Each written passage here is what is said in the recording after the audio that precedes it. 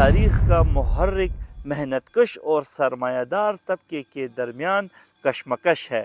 ان کا خیال تھا کہ مزدور طبقہ یعنی پرولتاریا انقلاب کے ذریعے سرمایہ داری کا خاتمہ کر کے ایک منصفانہ سوشلسٹ معاشرہ وہ تشکیل دیا جا سکتا ہے۔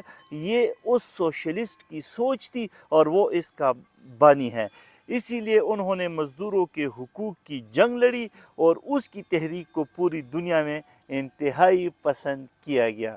مزدور تحریک لیبر موومنٹ مزدوروں کے حقوق کے لیے چلنے والی وہ جدوجہد ہے جس میں اجرتوں میں اضافے، کام کے حالات کی بہتری، کام کے زیادہ مواقع، کام کے اوقات کی حد اور تنظیمی حقوق جیسے اہم مطالبے شامل تھے